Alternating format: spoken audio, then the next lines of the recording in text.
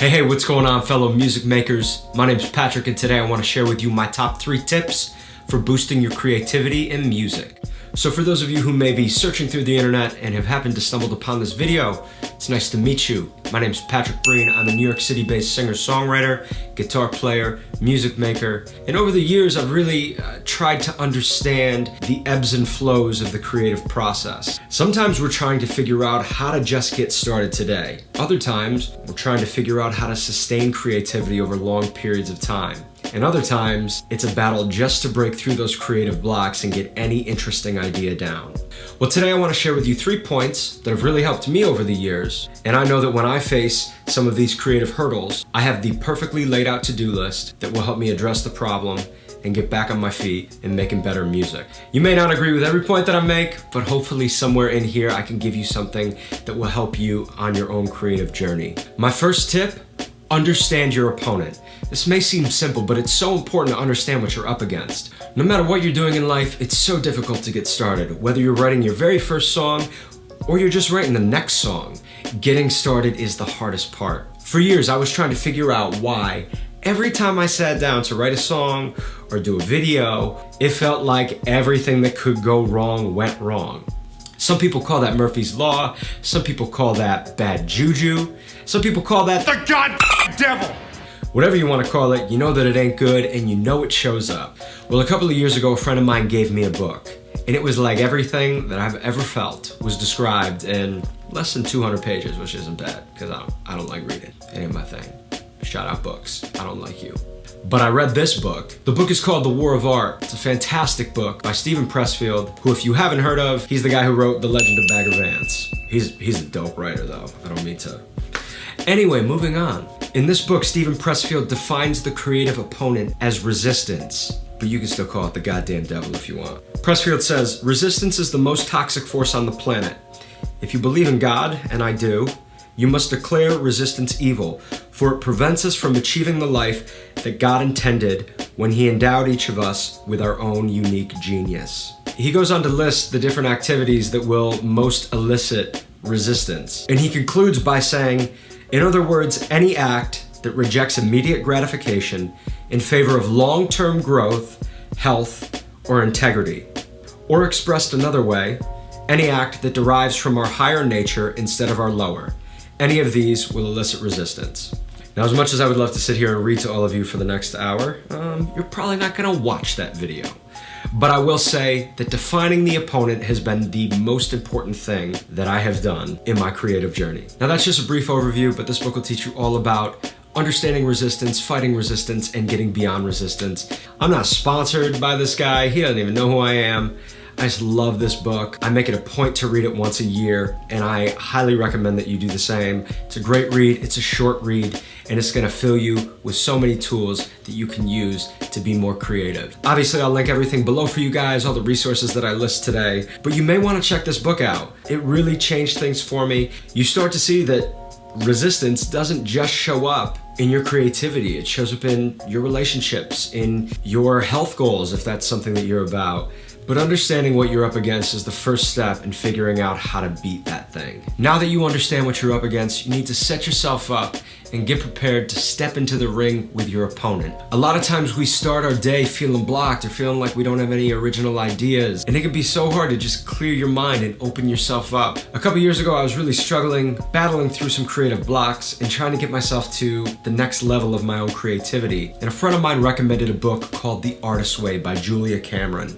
This book is really gonna help you understand who you are as an artist, why we get blocked, and give you the tools to fight through those creative battles. This book in particular gave me so much freedom and permission just to be who I am and understand why I feel the way that I feel and why I struggle. And it's okay to struggle. We're all on a journey, and you're not gonna get there overnight. There's a couple of key practices that Julia Cameron lays out in this book.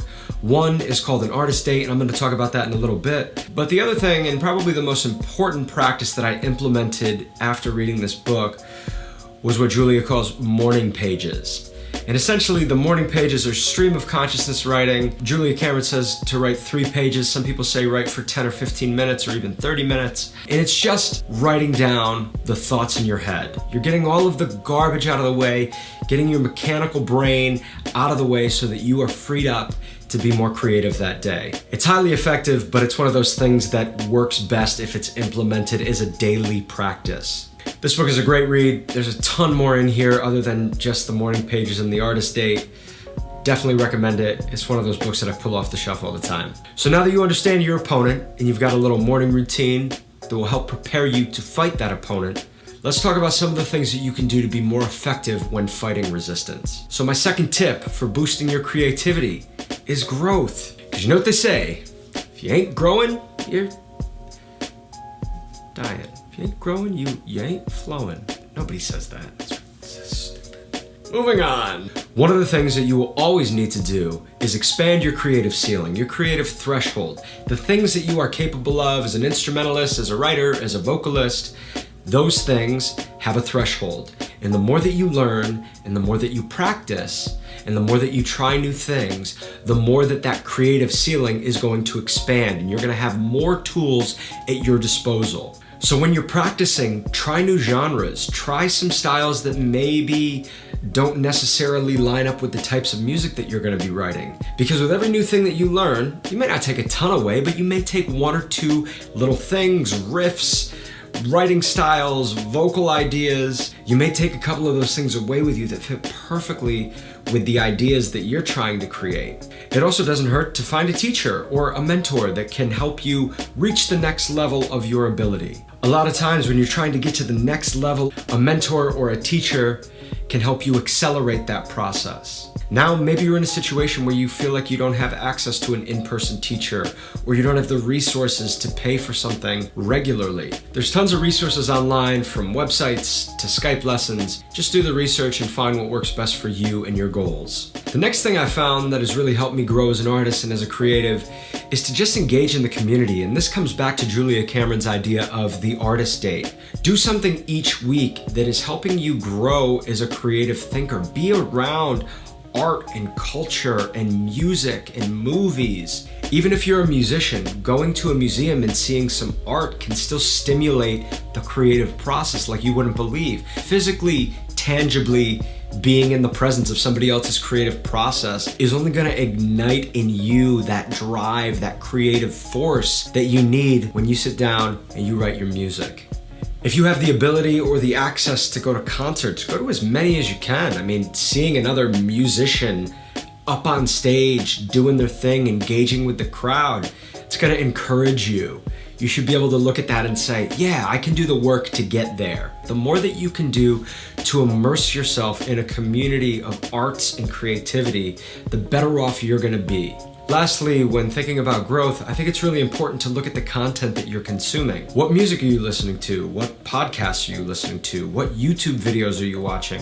What instructional content are you consuming? All of this needs to point in the direction of your creative goals. So if you want to branch out and experiment with a new genre of music, consume that kind of music. Figure out what some of your favorite artists are listening to. Find appropriate Spotify or SoundCloud or Apple Music playlists. Be intentional with what you're listening to. Do you listen to podcasts? Are you listening to things that are going to inspire your work ethic and your creative process? One of the podcasts that I listen to on a weekly basis is The School of Greatness by Lewis Howes. Lewis interviews everybody from social media stars to musicians to fitness professionals to successful entrepreneurs, and just talks to them about their process. And it is so inspiring to hear average, ordinary people talk about how they were able to accomplish extraordinary things. I will link Lewis's YouTube channel in the description below, along with a couple other resources that I really recommend. But again, all of these tips are meant to encourage growth and encourage your creative process. Lastly, my third and final tip is consistency. You have to be consistent with all of this stuff if you really want to see the long-term results. Unfortunately, in my experience, results don't really come that quickly. It takes a long-term commitment to your goal and to your development. Not to fanboy too hard, but I want to share one more excerpt from The War of Art. Steven Pressfield basically chronicles his entire day, and he talks about his morning and getting into his writing process, and he concludes with this. I power down. It's 3:30, the office is closed. How many pages have I produced? I don't care. Are they any good? I don't even think about it. All that matters is I've put my time in and I've hit it with all that I've got. All that counts is that for this day, for this session, I have overcome resistance. His one job every day is to do the work. Now I've learned in my short time as a songwriter that my best songs don't come consecutively. Maybe I'll write 3 or 4 songs that are just mediocre. Then I'll get one that I'm really excited about. And then maybe another that I'm really excited about. Then I write another that's just okay or bad. And then I'll get another that I'm really excited about. But without fail, always with a large batch of songs, I get a handful of ones that I'm really excited about or that I think are cool or that I think could be interesting. But like Steven Pressfield, I know that every day, my job is just to do something creative, to write something down, to come up with an idea that maybe gets expanded out in the future, and maybe it doesn't. But my job every day is just to do the work, and that's your job too. I think we live in this culture of Instagram profiles and social media where everything seems perfect.